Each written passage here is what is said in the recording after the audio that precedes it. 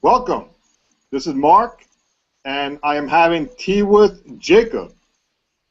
Jacob I've known for a year, and actually, I've come to learn that Jacob is quite the genius type of fellow, and I really enjoy, our conversations we had together. And so that's a short intro. And Jacob, why don't you introduce yourself to everybody? First of all, don't set expectation too high. You introduce me as if I'm really somebody important. That's not the way. We're two boneheads, maybe on a TV. I'm just don't set the expectation too high so they don't get disappointed. Spoken like a true person. I love that. Um, so Jacob, I had a question about transformation. Shoot. Describe transformation. To describe transformation. Well, it depends in what context. A person can transform. Colors can transform. We talked about colors before. It depends what type of transformation. Even an animal can transform. An animal can transform from, for example, from happy, joyful to sad, from sad to angry, all of the emotions. Transformation can happen.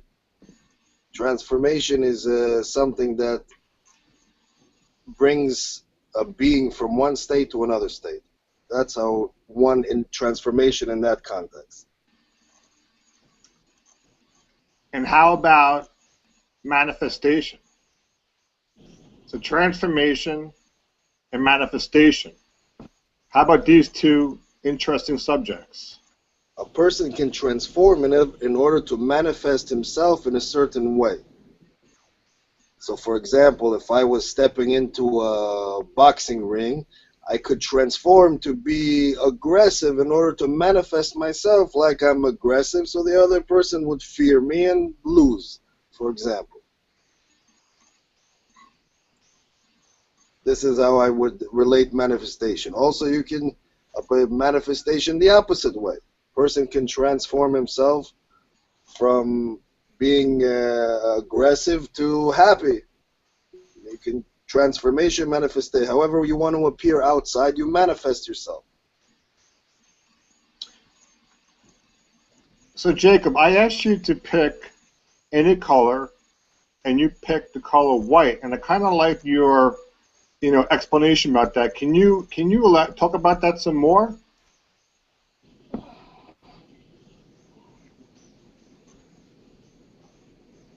White is a color, we said, it's a pure color. It's the color that comes before all the other colors.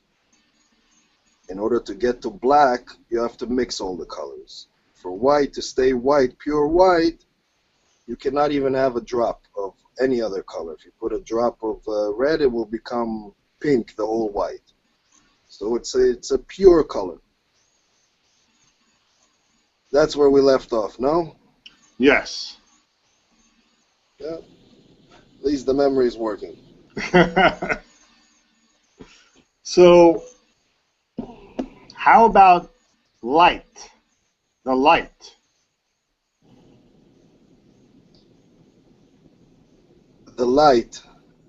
So, On what level do you want to speak on light? Let's put it this way. First of all, your name in Hebrew, you told me Meir, right? Meir is the one who lights. All is light. So Meir is the one who lights. So may God give you power and you continue to shine. And if you get more than 20 people to listen to me rant about light and white and this and that, I'll give you anything you want. How's that? that's awesome. I really like the true honesty here. Light. Light is a very interesting, wide open topic. you want to talk about light, you want to talk about spiritually light, you want to talk about physical light. Light crosses The these light I boundaries. would like to talk about is the light of the spirit. Spiritual lights. It says before anything was created, there was an infinite light. And this infinite light was very simple. And in order for a physical creation to be created, God had to put in what is, or kick in a process called Tzimtzum. Tzimtzum in English is written Z-I-M-Z-U-M.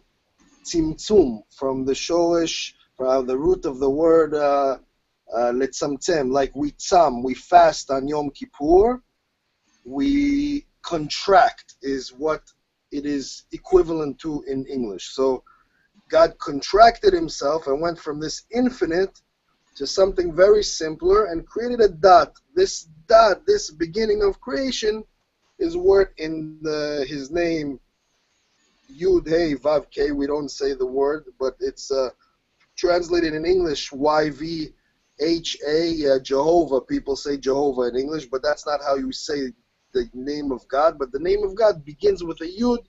That's from the Tzimtzum, from the contraction, from the infinite light, in order to go in and create that first spark of creation. So people think that we first had nothing and then was created something. First was infinite, and God contracted and started this whole process of creation.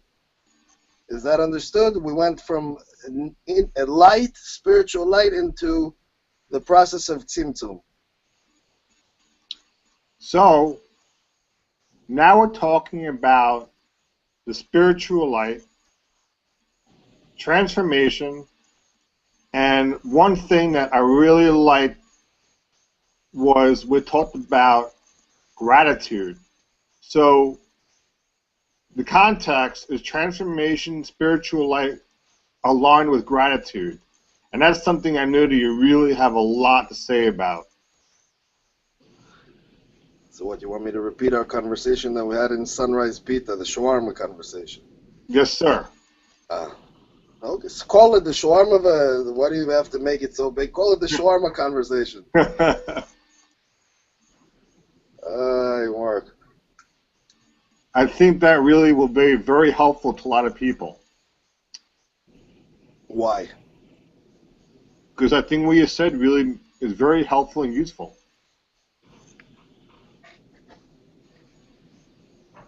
Mark, if that's the reason, then it's worth it. I'm having my tea too.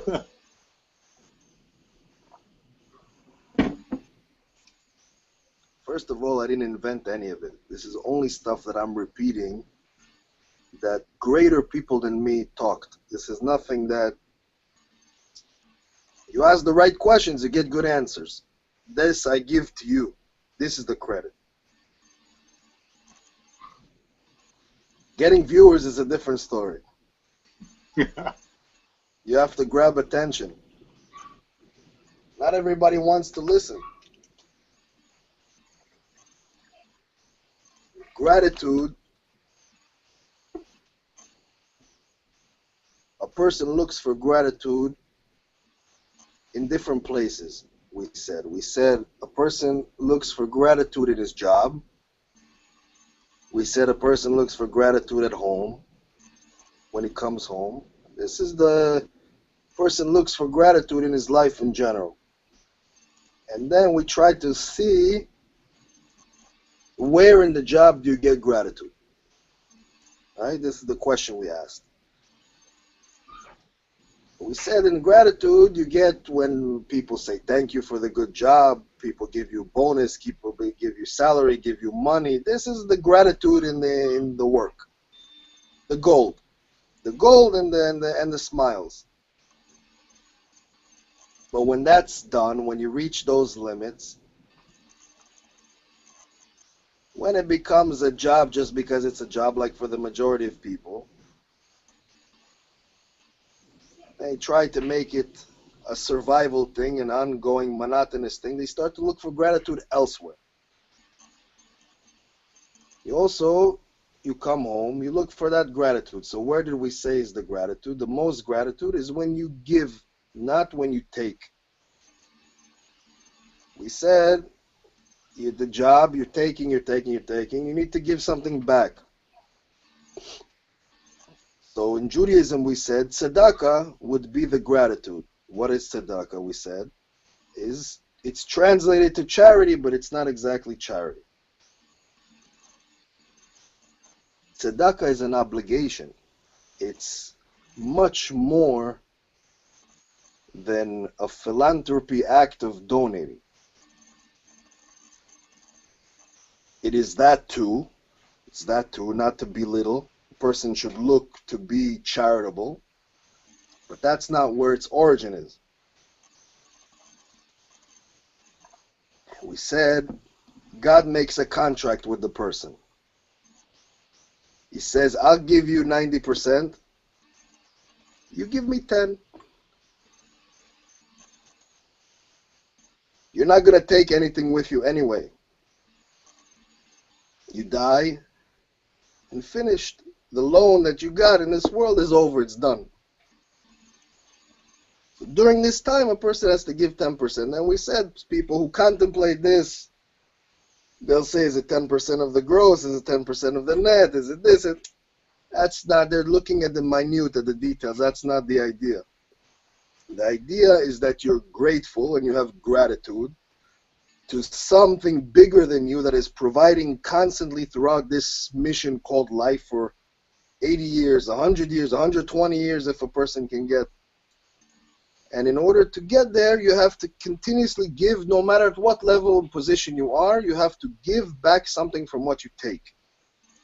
And this fulfills a bigger gratitude. It fulfills that emptiness when life seems to look monotonous in this job that never ends, this rat chase. That's the ultimate gratitude. When, for example, you shouldn't have to get to a situation where you give from pity, but even when you give from pity, for example, to a homeless, you're looking and you say, oh, may God not, continue to make these things. Here's a $20 bill. That blessing, the homeless, typically he'll say, God bless you. When a homeless tells you, God bless you, that gives you, you say it's horrible, but it makes you feel a little bit better about the situation. Consolation, it's a consolation, I think the word is, right? But that is the lowest level of giving. The Rambam explains in the 8 levels of tzedakah, that is the lowest because we're letting the world get to even that place where the person has to stand and ask. The highest place is what you're doing, my friend. You and when you're not playing Superman here with me, in your daily work, when you're Clark Kent, you're a recruiter. You're giving a person a contract that he no longer has to rely on tzedakah, on charity. You're giving him work. That is the highest level out of all of the levels in tzedakah.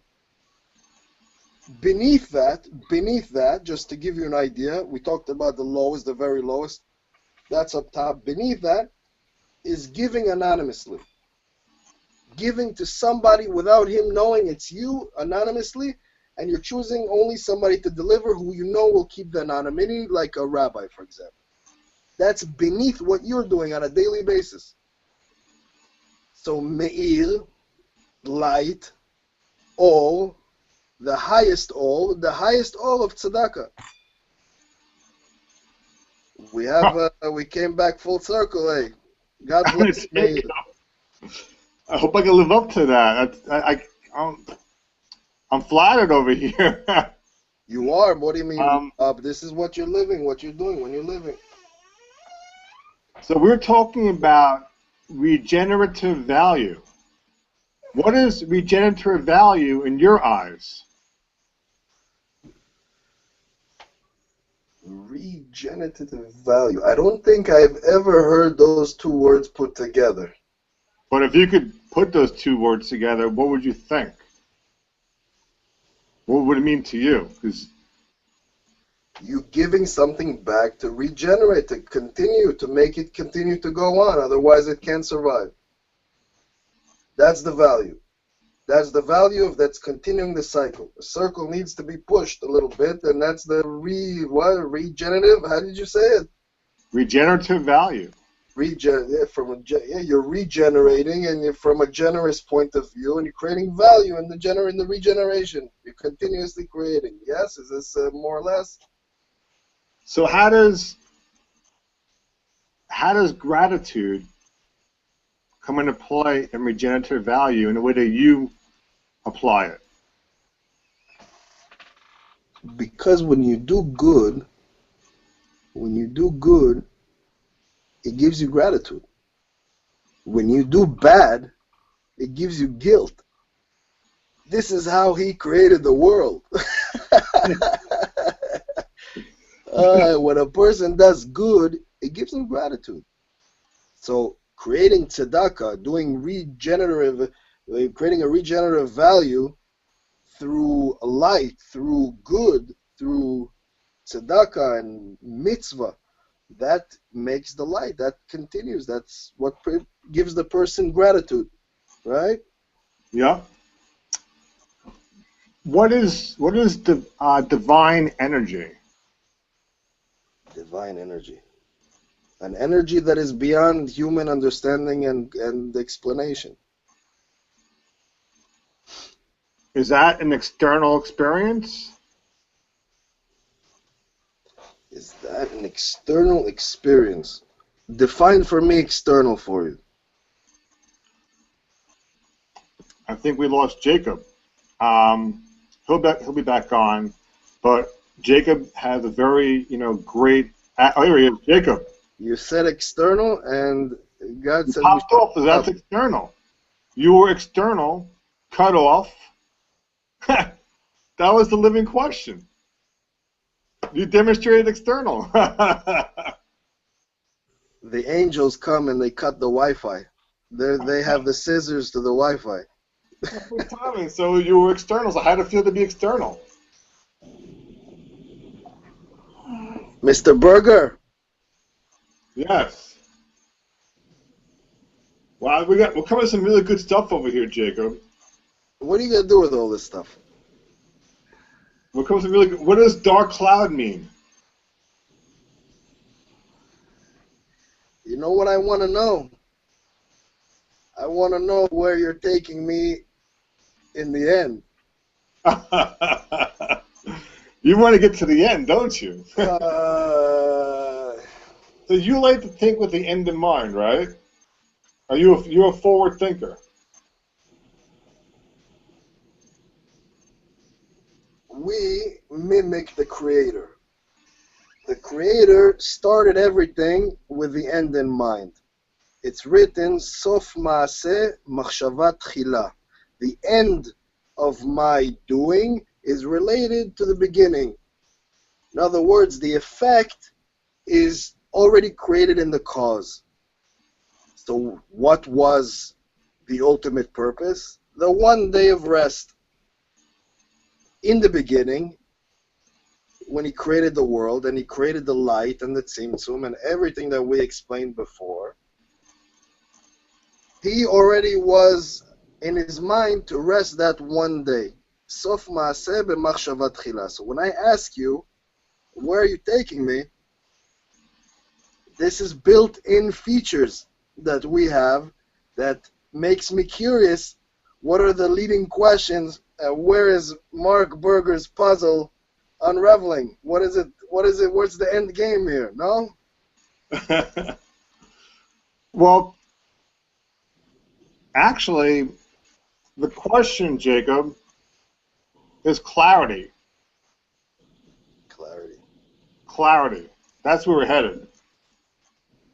Ay, ay, ay. Divine energy. You have Black some cloud. clarity here. Huh? You have some clarity here. you speak with clarity, and I really like the discussion we had at our lunch about 110% and the vision.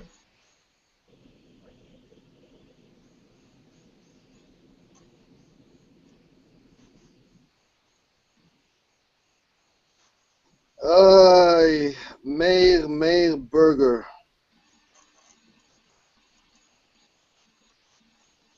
If the person was giving 110% every day, he wouldn't have to prolong a monotonous 70%, 60% life. He'd go 110%, do the best he can at work, do the best he can at home, every day live like it's last, get the gratitude that we talked about, and many people would have a better life. It's your vision, not mine. Your vision said, you said, a greater life for all. This is where you began these journey of questions, not in last shawarma, but the shawarma before that.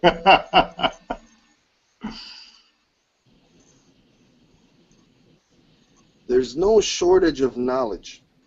Maybe today, God willing, maybe the purpose of technology is to make it easy for people to read, understand, listen, and learn something that is thousands of years old, written in ancient books.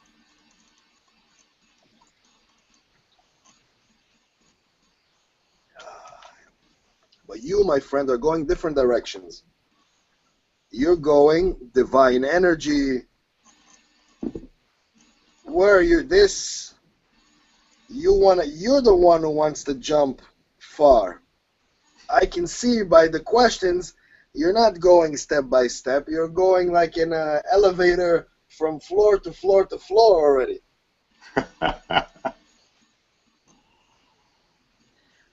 The secret of divine energy is inside every human, every individual. People go external and they go clouds and their head is in the clouds and it's so close and near, it's so natural that they don't have to go anywhere. When you're speaking to yourself, thinking to yourself, when you're a kid lying in bed talking and asking and arguing with that something, with these voices in your head, this is that divine energy you're built in. But life brings you to the point where you start to ignore this. You start to ignore your instinct. You start to ignore your natural ability to look at a situation and you feel good about it, bad about it, and make those decisions because you're taught to ignore and to compete. And to compete, and then you compete in this 70% world. And then you have no gratitude and it's a monotonous job. This is where we went. You don't have to go that far. You don't have to go that far. Divine energy is something simple. Even though the light was infinite, it was a simple light. It was what powers us inside and what is surrounding us everywhere. But it's simple. It's a very simple, you don't have to go too far. It's built in. You don't have to go clouds. Clouds bring the rain. They get dark when they're filled with water. I asked about dark clouds before, and now you talk about it. Isn't that amazing? I set that up, and now you just finally answered the question. Because first I needed to understand where you want to go. That is incredible. So I wanna read you an affirmation because I really think that you're totally in tune with a lot of what we're all learning and talking about, which is greater life for all. You actually certainly do have an understanding about it. You seem to be living it, and So I'm going to read this to you, and you let me know how this relates to you, all right? Or if there is any relation, or if not, just make a comment about it. You just want my 2 cents. Yeah. So I'll read it twice because it's kind of long. But it says, I offer myself willingly to the crucible a transformation so that my human self can be purified and reborn in its true divine pattern. Want to hear one more time? Say again the beginning. I offer myself willingly to the crucible. What is that word? Crucible. What? I don't understand that word. Crucible.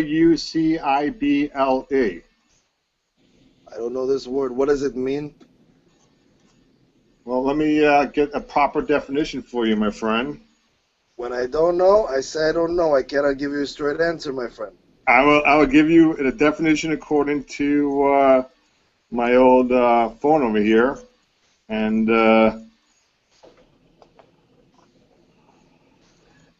You're telling me people are gonna watch this? yes, I am. I don't believe you.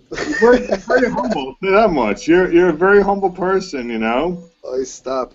Because you definitely have no agenda.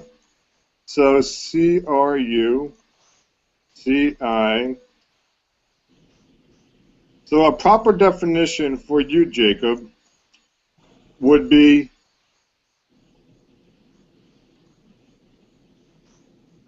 a place or a situation in which different elements interact to produce something new.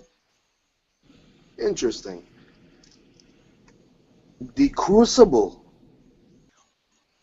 All right. So now, with that in mind, Now say it again and let me put it in the context. if you put in your context, I offer myself willingly to the crucible a transformation so that my human self can be purified and reborn in its true divine pattern. It's a very simple concept. It's the concept of bitul, or with Ashkenaz accent, bittul. When a person, it's also, I guess you could say, derive the word belittle can come from it too. When a person belittles himself, offers willingly, moves his selfishness aside, right? He's stopping what he wants to do at this moment, so he's willingly he's giving up, he's bitul, nullifying his selfish values in order to open himself up to something divine, pure, to do good. This is the concept of bitul. It's exactly what you said, in different words. Very ancient concept. Nothing new.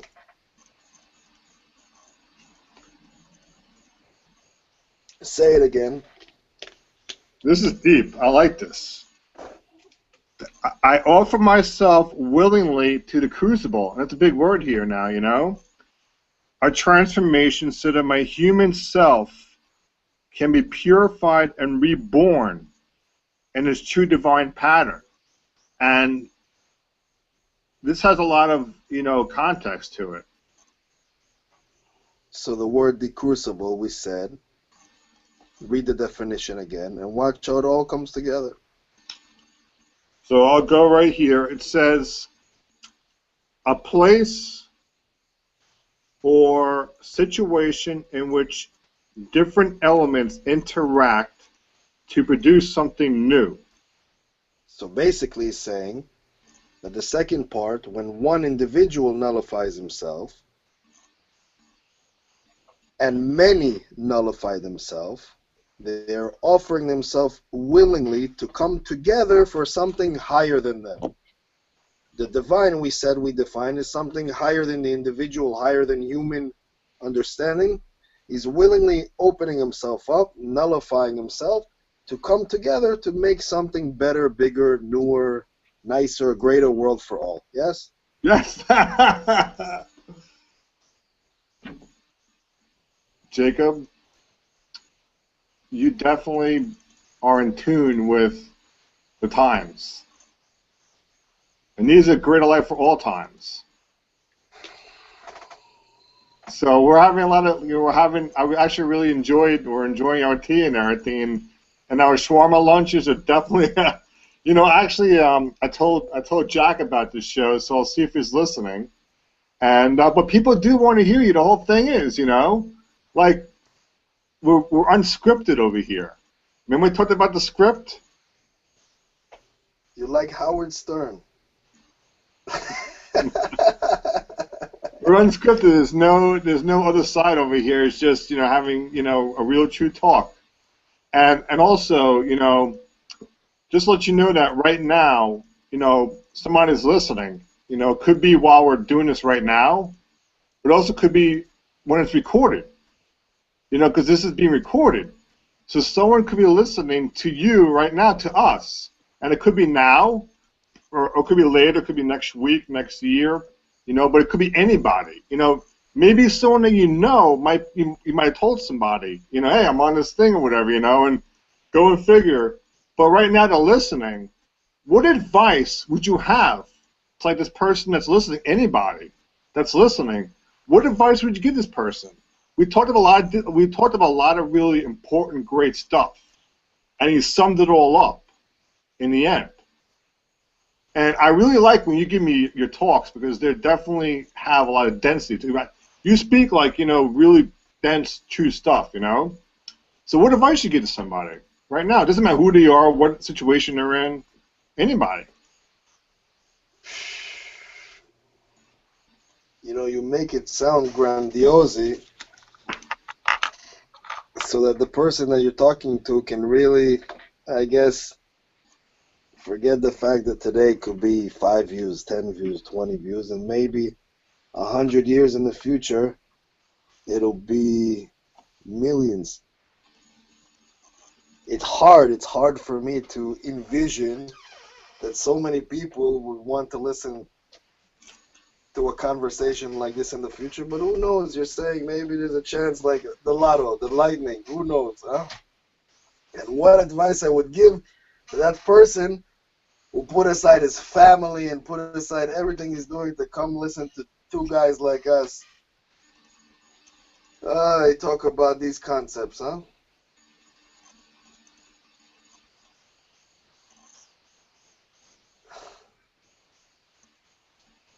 Not to ruin what is already here, because what is already here is so beautiful, and people just need to open their eyes.